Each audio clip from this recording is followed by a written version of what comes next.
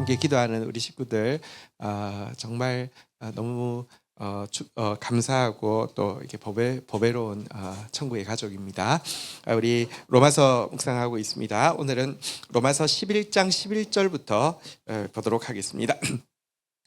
교독을 하겠습니다. 11절 12절 교독하겠습니다. 그러므로 내가 말하노니 그들이 넘어지기까지 실족하였느냐? 그럴 수 없느니라. 그들의 넘어짐으로 구원이 유대인 이방인에게 이르러 이스라엘로 시기나게 함이니라. 12절 같이 한번 읽도록 하겠습니다. 시작. 그들의 넘어짐이 세상의 풍성함이 되며 그들의 실패가 이방인의 풍성함이 되거든 하물며 그들의 충만함이리요. 자, 바울은 이제 하나님의 말씀이 폐하여진 것 같지 않다라고 이야기하고 있는 이렇게 하면서 지금 계속 유대인의 구원에 대해서 좀 이야기하고 있는 내용인데요. 유대인들이 사실은 지금 실족했죠. 이렇게 자기 행위를 의지함으로 말미암아 자기 의를 힘써 세우려고 함으로 말미암아 하나님의 의를 알지 못하고 좀 실족했습니다. 하지만 이 실족이라는 단어가 이제 발을 헛디딘다는 뜻이잖아요, 그죠? 발을 헛디딘 게 이 완전한 넘어짐이냐, 다시는 일어날 수 없는 넘어짐이냐? 아니다, 이렇게 이야기하고 있습니다. 사실 그 당시에도 대다수의 유대인들이 지금 실족하고 있었죠. 발을 헛디뎠어요. 예수께 발을 디뎌야 살 수 있는데 예수 아닌 자기 행위에 발을 디디고 있었고요. 그것은 지금까지도 이어지고 있죠. 이제 진짜 완전히 넘어진 것 같아요. 유대인들에게는 구원이 없을 것 같아 보여요. 근데 바울은요, 그럴 수 없다 이렇게 이야기하고 있습니다.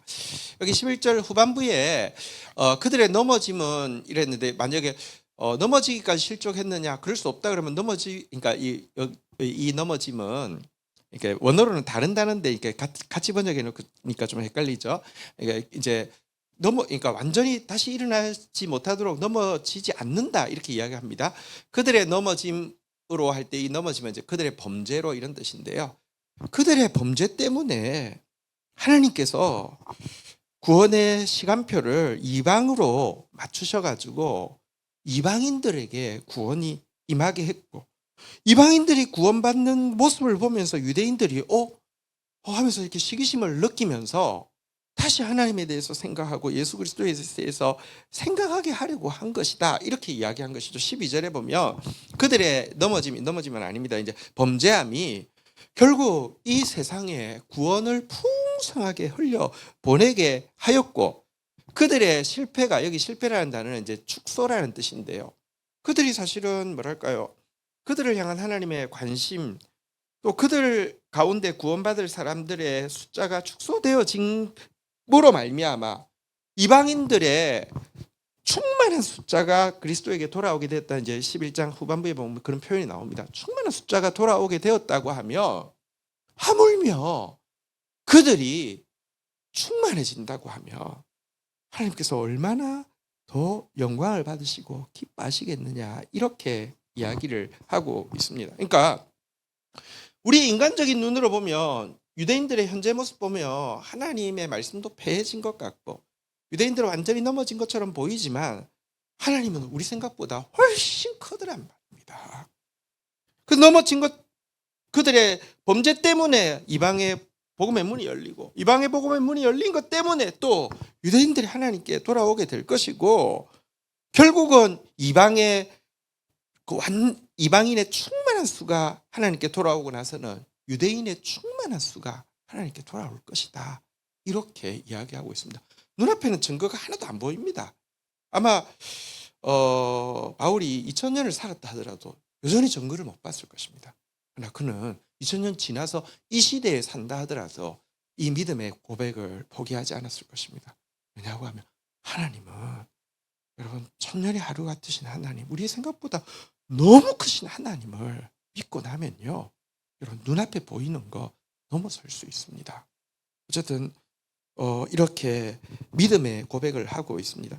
여러분, 사실 이제 세상을 바라보는 이제 그 종말을 바라보는 시각이 이렇게 그 두 가지가 있는데요. 하나는 세대주의적 종말론이고요. 하나는 이제 역사주의적 종말론이라고 하는데, 그러니까 차이가 뭐냐고 하면 이스라엘 사람들에게 포커스를 맞추어서 모든 세계를 이렇게 해석하는 것을 세대주의적인 종말론이라고 합니다. 근데 그것은 성경적으로 근거가 없습니다. 이스라엘이 특별한 게 아닙니다. 하나님께서 이스라엘을 선택한 것은 이스라엘이 특별해서가 아니라 온 세계를 구원하기 위해서 먼저 샘플로 세우셨는데 그들이 그 역할을 감당하지 못하니까 하나님께서 이방의 기회를 주셔서 또 세워서 또 그들을 구원하려 하심이지, 이들만 구원하시겠다는 것도 아니고 이들만 특별한 것도 아닌데 이들의 관점으로 이렇게 종말을 계산하는 것을 세대주의라고 하고요. 역사주의적 종말론이라 이들이든지 이방인이든지 상관없이 하나님의 교회를 중심으로 세계를 이렇게 해석하는 것을 역사주의적 종말론이라고 하는데, 어쨌든 이방인의 충만한 수가 돌아오게 하신 하나님이 때가 되면 유대인의 충만한 수도 돌아오게 하심을 나는 믿는다, 이렇게 바울이 믿음으로 선언하고 있습니다. 여러분, 우리의 믿음은 하나님께 있고요, 또 우리의 믿음이 하나님에 있다는 것은요, 우리의 믿음은 영원에 있는 것입니다. 눈앞에 보이는 것 가지고 일비하지 마십시오. 결국은 여러분, 영원한 나라에서 우리는 우리의 믿음으로 고백했던 모든 것들이 우리의 고백한 것 이상으로 이루어진 것을 보게 될 것입니다. 원풍기는 이제 춥진 않죠? 네네, 꺼둬드리겠습니다. 자, 그러면서 이 믿음 가지고요, 13, 14절 한번 교독을 하도록 하겠습니다. 내가 이방인인 너희에게 말하노라. 내가 이방인의 사도인 만큼 내 직분을 영광스럽게 여기노니, 14절 같이 한번 읽도록 하겠습니다. 시작. 이는 혹 내 골육을 아무쪼록 시기나게 하여 그들 중에서 얼마를 구원하려 함이라. 그래서 하나님의 말씀이 폐해지지 않고 이스라엘의 충만한 수가 때가 되면 돌아오게 하실 거라는 사실을 믿기 때문에 13절에 보면요, 바울의 사명은 이방인의 사도잖아요, 그죠? 자, 근데 이 직분을 내가 영광스럽게 여긴다, 이렇게 이야기하는데 이게 무슨 말이냐고 하면, 보세요. 바울은 자기 민족을 위해서 정말 이렇게 자기 민족을 구원할 수 있다고 하면 자기가 정말 그리스도에게 끊어져도 좋다고 할 정도로 자기 민족에게 엄청 관심이 가 있는데, 하나님이 자기를 이상하게, 자기가 생각할 때는 유대인의 사도로 가장 적절한 사람이 자기라고 생각하는데 이방인의 사도를 하게 하셨어요. 다시 말하면 내 애정으로 보면 이거 해야 되는데 딴 일 하게 했어요. 그러면 지금 하고 있는 일을 영광스럽게 여기겠어요? 아니면 그냥 의무감으로 하기가 쉬워요? 의무감으로 하기 쉽잖아요. 근데 바울은 뭐라고 이야기한다고요? 한번 따라하겠습니다. 내 직분을 영광스럽게 여기노니. 이게 무슨 말이냐고 하면, 바울이 알았어요. 크신 하나님을 알았고요. 그러면 내가 그 크신 하나님의 기쁨이 되고 하나님의 소원을 들어드리기 위해서 일한다고 하면, 하나님은 내 마음 아시니, 하나님 내 소원 아시니, 하나님은 내가 생각하는 것과 비교할 수 없이 내 민족을 위해서 일하실 것을 믿는다, 이런 마음이 그가 일하는 마음가짐에 있는 것입니다. 이 사실을 알고 13절을 봐야 합니다. 이는 혹 내 골육을 아무쪼록 시기나게 하여 그들 중에 얼마를 구원하려 함이라. 연애 프로그램 같은 데 보면, 제가 보지는 않지만 그 상상을 해봅니다. 보십시오. 내가 이 사람이 좋은데 이 사람이 나한테 관심이 없으니까 괜히 이 사람 좋아하는 척 하면은, 이 시기가 나가지고 나한테 하면은, 그러면 어때요? 이 사람 버리고 일로 갈 거 아니에요, 그죠? 지금 이 말이 만약에 이방인을 그렇게 생각한다고 하면, 그건 되게 연애 프로그램에서 그 막 이렇게 뭐랄까요, 어장관리하는 거고, 이게 완전히 이 사람을 도구로 이용하는 거잖아요. 그 말이 아니라는 겁니다. 나는 내 직분을 영광스럽게 여긴다는 게, 지금 하나님의 계획 안에 먼저 워낙에 유대인을 세워서 그들의 모습을 보고, 와, 하나님을 믿는 게 저런 거구나 하고 이방인을 돌이키게 하려고 했는데 그게 안 되니까, 하나님이 이방인에게 하시는 역사를 보고 이들이 식이 나서 이렇게 돌아오게 하려는 하나님의 계획을 알고, 이제 이 일에 내가 이방인들을 그리스도의 온전한 자로, 그리스도 앞에서 온전한 자로 세우는 이 내 직분을 영광스럽게 여긴다. 이게 그리스도인의 민족관입니다. 그리스도인은요 자기 민족을 특별히 사랑해야 합니다. 요즘 내가 정말 너무너무 열이 너무 받는 게 헌현보라는 우리 교단 그 사람 나오면서 백악관에 감사를 드린다. 이게 지금 그건 아니잖아요. 아니 뭐 다른 거 다 떠나서요. 무슨 종교가요 매국 종교가 되면요 민족에서 뿌리를 내릴 수 없습니다. 여러분 우리 한국 교회의 초창기의 지도자들이 되게 저는 너무 이제 귀한 분들이 참 많으신데요. 제가 존경하는 분 중에서 김교신 선생님이라는 분이 계십니다. 근데 이분이요 워낙에는 일본에 가서 이제 일제 시대에 우리나라에 희망이 없으니까 일본에 가서 이게 고등교육 받고 뭔가 자리 잡으려고 일본에 갔다가 학교에서 스승을 만났죠. 우찌무라 간조라는 스승을 만났죠. 그리고 그분을 통해서 예수를 믿게 되고 나서는요 철저한 민족주의자가 되었습니다. 근데 보십시오. 그러면 우찌무라 간조는 일본인인데 일본에 와서 좀 입신양명하려고 온 사람을 철저한 민족주의자, 다시 말하면 조선을 사랑하는 사람으로 만들었으니까 실패한 겁니까? 아니요. 그리스도인의 민족 사랑이 어떤 것인지를 우찌무라 간조가 보여줬어요. 사실 우찌무라 간조의 인생 신조가 이게 삿포로 밴드라고 해서 지금 홋카이도 지역에 그러니까 일본도 미국에서 제일 처음에 들어온 게 농업 학교들이 먼저 들어왔어요. 그러니까 그래서 이제 이 홋카이도 대학 뭐 이런 데에서 이제 농업 학교들을 교장이 와가지고 이렇게 미션 스쿨을 세우고 막 이렇게 한 거거든요. 근데 이분이 그러니까 이제 영어도 굉장히 잘 하고 그래서 자기 인생 모토가 영어로 돼 있는데요. 우찌무라 간조의 인생 모토가 뭐냐고 하면요. I for Japan. Japan for the world for Christ. 이게 이제 그의 인생 모토였어요.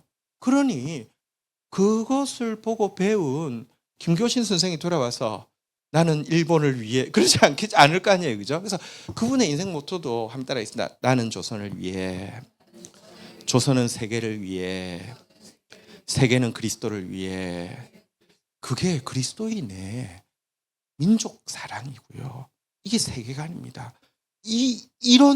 이런 종교입니다. 기독교는. 어쨌든 그러니까 그래서 하나님의 큰 그림을 알기 때문에 나한테 하라고 하신 일을 영광스럽게 여기면서 이방인들을 위해서 내가 최선을 다해서 내게 맡겨주신 그들을 그리스도에게 올려드리는 일을 감당한다. 이렇게 이야기하면서 15절에 보니까요. 이렇게도 또 덧붙이고 있습니다. 한번 같이 읽어볼까요? 시작.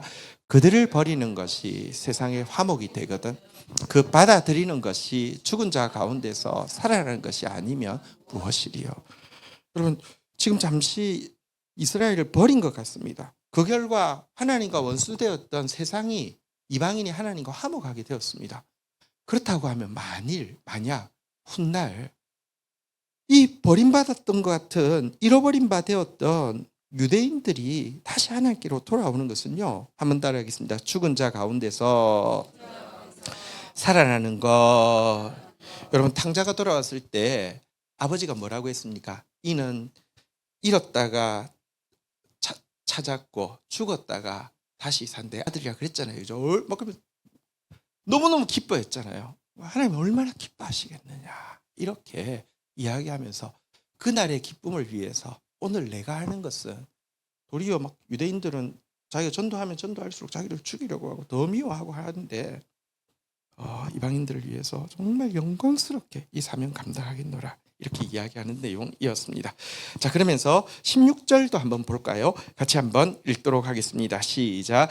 제사는 처음 익은 곡식 가루가 거룩한즉 떡덩이도 그러하고 뿌리가 거룩한즉 가지도 그러하니라.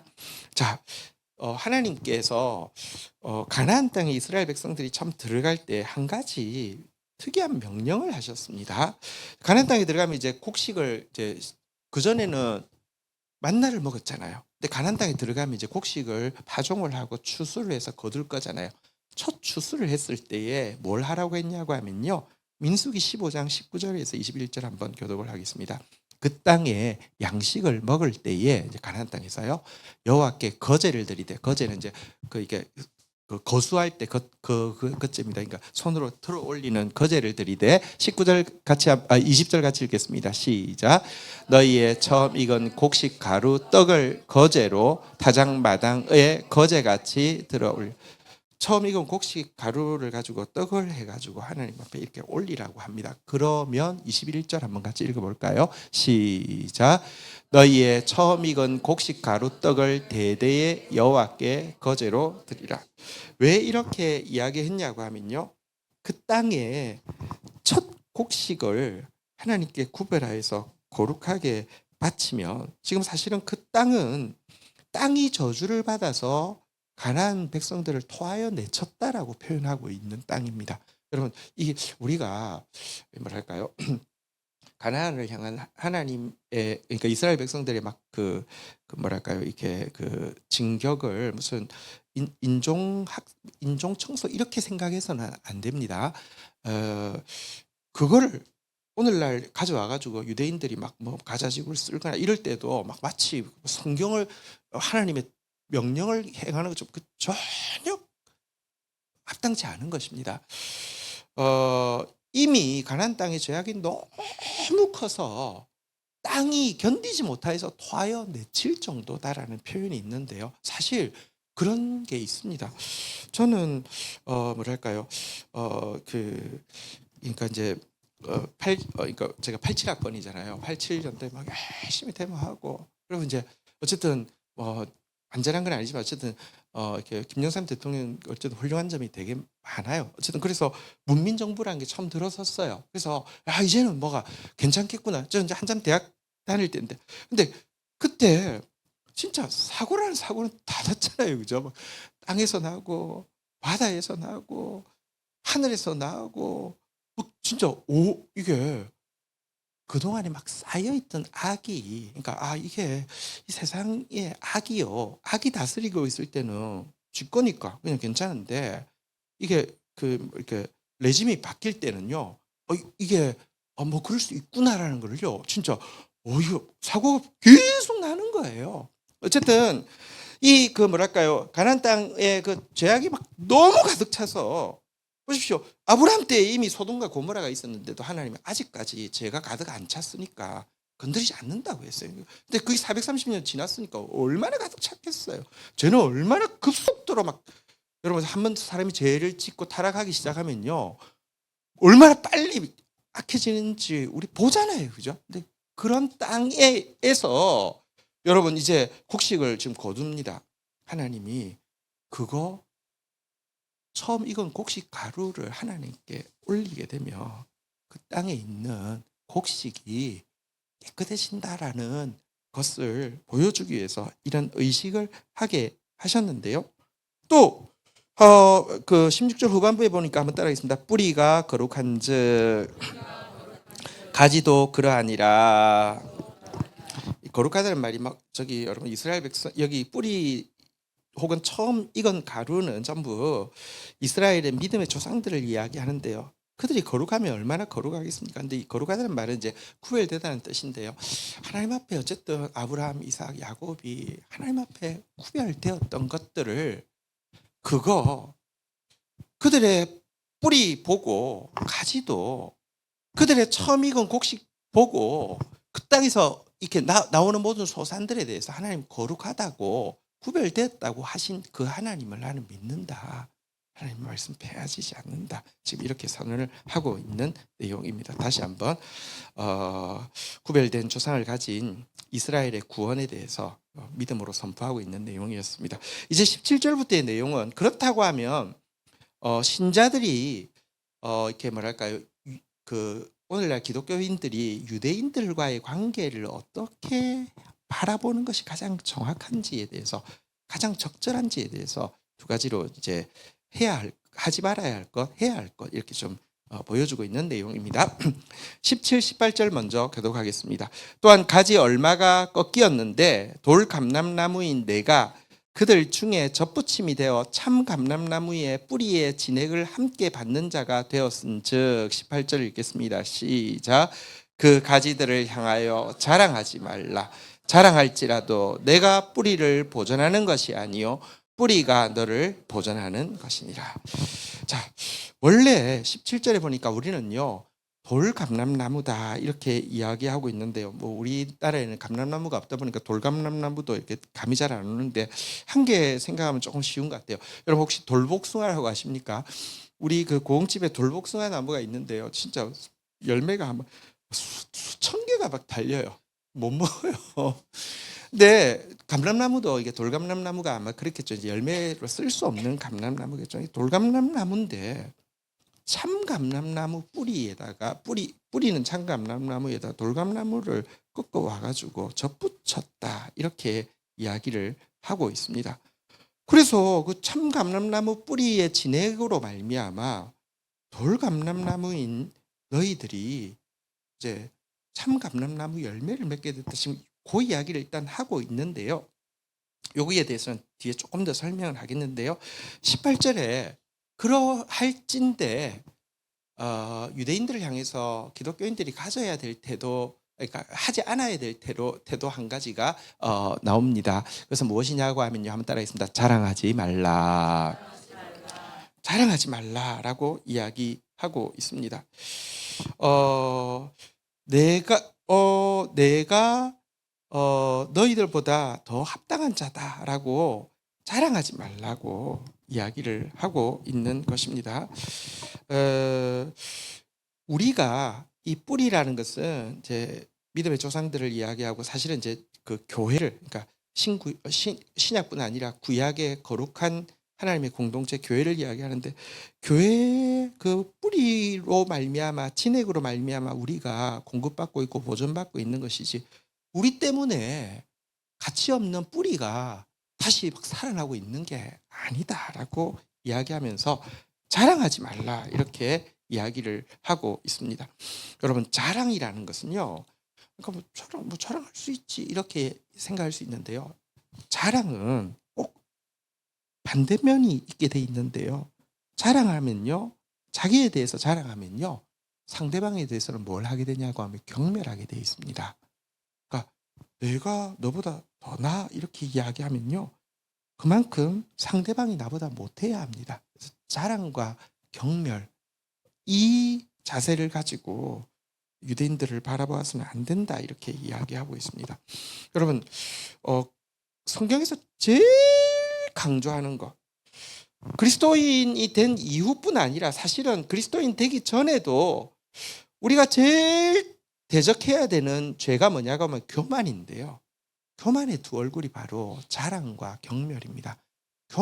어떤 사람이 교만한 사람이냐, 막 자랑하고요, 또 막 경멸하는 것인데요, 절대 그리스도인들이 그와 같은 얼굴을 가져서는 안 된다 이렇게 이야기하고 있습니다.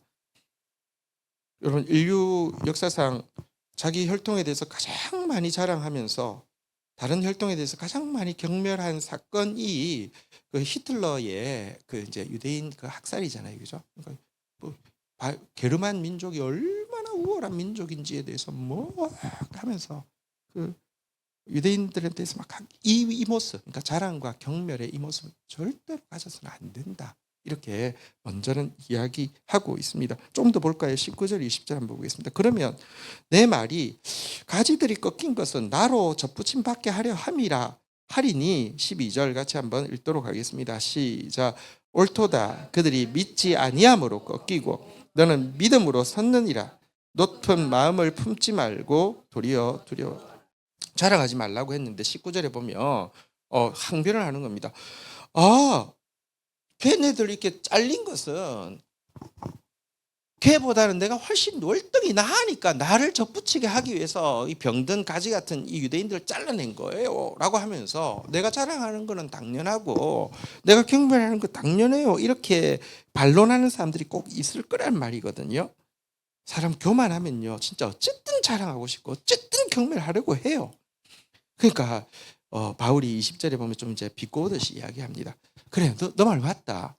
그들 안 믿어서 꺾였고 너는 믿으니까 섰지 이렇게 이야기합니다. 그럼 한번 보십시오. 이때부터는 믿음이 공로가 되는 거잖아요, 그죠? 근데 왜 유대인들이 하나님으로부터 지금 잠시 버림받았습니까? 공로의식 때문에 버림받은 거잖아요. 그렇죠? 또 나는 믿으니까 더 공로가 있다라고 이야기를 하는데요. 여러분, 믿음이란 말이 뭐냐고 하면요. 사실은 이제 유대인들은 믿음이 없습니까? 믿음이 있어요. 근데 유대인들의 그러니까 믿음이란 게 뭐냐고 하면요. 내 행위로 의해 이룰 수 있다는 믿음이 유대인들의 믿음이고요. 이방인들, 우리가 가지게 된 믿음은 무엇이냐면 내 행위로는 의해 절대 이룰 수 없는데 예수 그리스도로 말미암아, 예수 그리스도를 믿음으로 말미암아 의해 이르게 된다는 것이 사실 우리가 가진 믿음이에요. 어쨌든 믿음이라는 것에서 의가 빠지면요, 믿음만큼 쉬운 게 없어요. 믿습니다 하면 공로는 되는데 실체는 없어요. 믿어서 그래 뭐가 달라졌어? 믿음은 의와 뗄 수 없습니다. 근데 유대인 한번 보십시오. 지금도 솔직히 말하면 의를 향한 본성이나 의를 향한 열성은요, 우리가 죽었다 깨어나도 따라오지 못할 정도입니다. 그런데 나는 걔들은 안 믿었으니까 꺾였고 나는 믿었으니까 섰다. 너 믿음이 뭐냐? 이렇게 지금 반문하고 있는 것입니다. 믿음이 공로가 되어지면 그것만큼 여러분 믿음에 어울리지 않는 것이 없습니다. 믿음은 은혜지 공로가 절대 아닙니다. 우리의 행위에 공로로 절대 의에 이룰 수 없기 때문에 예수님이 믿음의 의를 은혜로 주신 것인데요. 그러니까 어쨌든 절대로 자랑해서는 안 된다. 이렇게 이야기를 하고 있습니다. 한번 따라하겠습니다. 도리어 두려워하라. 자, 두려워하라고 하면서 조금 더 이야기하고 있는데요. 21절 같이 한번 읽어볼까요? 읽겠습니다. 시작. 하나님이 원가지들도 아끼지 아니하셨은즉 너도 아끼지 아니하시리라. 그러니까 여러분, 자랑과 경멸하지 않아야 되는데 한 가지 가져야 되는 것은요, 두려워하는 것입니다. 여러분, 이 경건한 두려움을 우리는 가져야 합니다. 첫 번째로 우리가 유대인들의 그 이야기들을 출애굽기나 보면서 항상 보잖아요. 보면서 진짜 원망하다가 또 불순종하다가 거역하다가 막 멸망하는 이야기들을 많이 보잖아요. 그죠?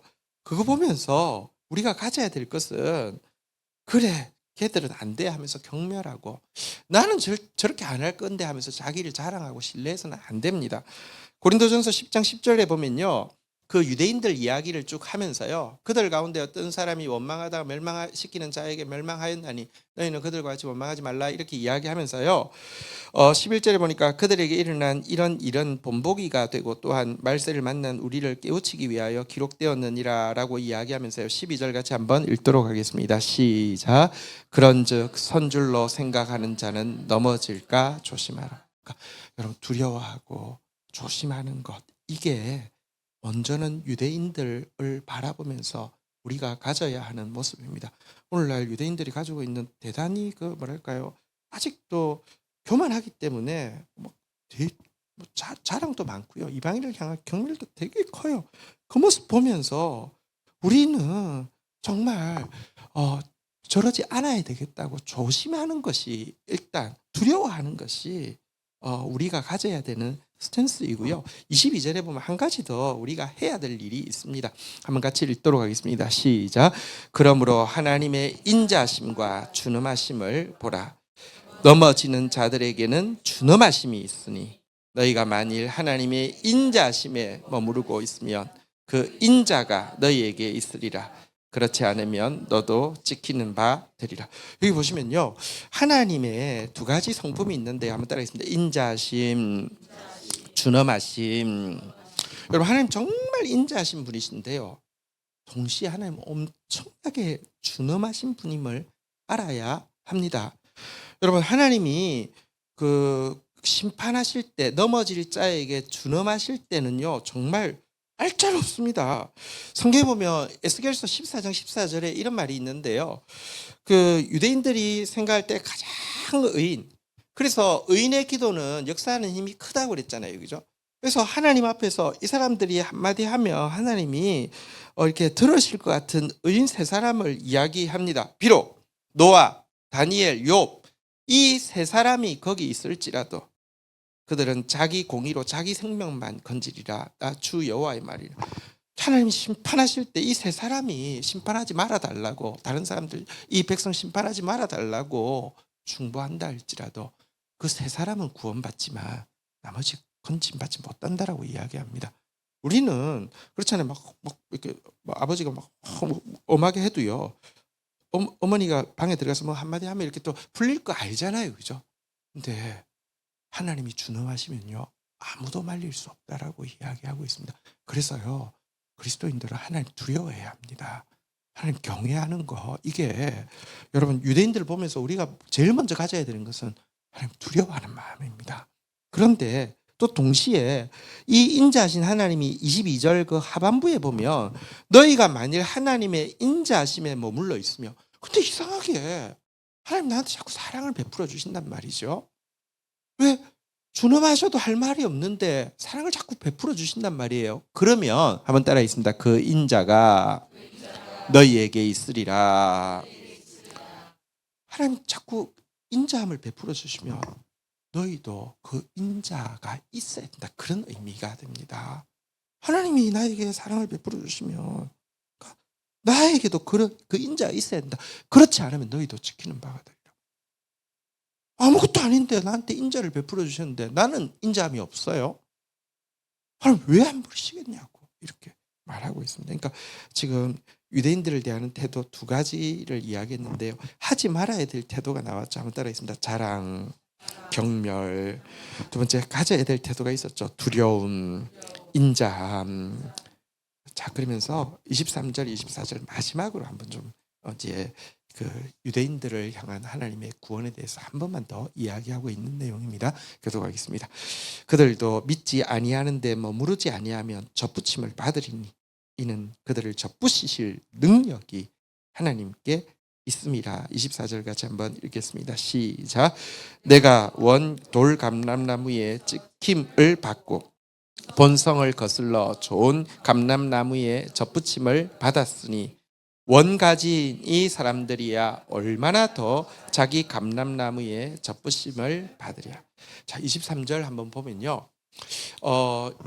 이제 유대인들의 구원에 대해서 이야기합니다. 그들이 그 불신에 계속 머물러 있지만 않는다고 하면 다시 하나님께 참 감람나무에 접붙임 받을 것이다라고 이야기하면서 그들을 접붙이실 능력이 하나님께 있다 이렇게 이야기했는데요. 자, 이거는 약간 모순적이죠. 믿지 않는데 머무르지 않으면, 사실 여러분 구원에 있어서 믿음이라는 것은 사실 반드시 필요합니다. 또 믿음에 대해서 인간의 책임을 부인할 수가 없습니다. 자, 그래서 믿지 않는데 머무르지 않으면 접붙임 받는다고 그랬습니다. 그러면 여러분 지금도 안 믿잖아요. 유대인들이 대다수가. 그러면 이 말은 접붙임 받지 못한다는 말에 방점이 찍힐 수 있잖아요. 그죠? 아, 믿지 않아서 안 되는구나. 희망이 없구나. 근데요. 여러분 여기 보니까 뒤에는요. 이는 그들을 접붙이실 능력이 하나님께 있습니다라고 하면서 또 이렇게 믿지 않는 현실과 접붙이실 능력이 있는 하나님 이야기를 하고 있는데요. 여기서 어디에 유대인들은 믿지 않아서 결국 안 돼의 방점이 있는 게 아니라 유대인들이 지금 믿지 않는 것처럼 보인다 할지라도 계속 그 자리에 있지 않으면 하나님은 접붙이실 것이다. 아니, 불가능해 보일지라도 하나님은 하실 것이다. 이렇게 지금 이야기하고 있는데요. 그 이야기를 24절에 이방인인 그들에게 일어난 일을 가지고 이야기하는데요. 보십시오. 원 돌감람나무에서 우리를 잘라내가지고요. 한번 따라하겠습니다. 본성을 거슬러 좋은 이제 참감람나무에 접붙였다 이렇게 이야기했는데요. 한번 물어보겠습니다. 여러분 혹시 그 옛날에 그 그러니까 그 과학 시간, 자연 시간에 접붙임 실제 해본 사람이 있으세요? 해본 분 있으시죠? 예, 접붙임의 원칙이 하나 있습니다. 이 뿌리가 있고 가지가 있잖아요. 그죠? 한번 물어보겠습니다. 이 건강한 뿌리에 젖붙이는 가지는 좋은 열매 맺는 것 혹은 좋은 꽃 맺히는 것을 할까요? 형편없는 열매 맺는 것, 형편없는 꽃이 피는 것을 할까요? 꼭 좋은 거 합니다. 보십시오. 그러니까 장미를 예를 들면 찔레나무 뿌리에다가 젖붙입니다. 왜냐하면 장미는 뿌리가 약해요. 근데 찔레나무는 뿌리가 강해요. 여기 딱 젖붙여 놓으면요. 안 그래도 좋던 꽃이 더 싱싱할 뿐만 아니라 더 많이 피니까. 그래서 젖붙이는 겁니다. 그게 워낙에 순접입니다. 그래야지 맞다는 거예요. 예를 들면 아주 좋은 그 뭐랄까요, 막 이렇게 감귤 같은 게 품종을 만드는데 아주 좋아요.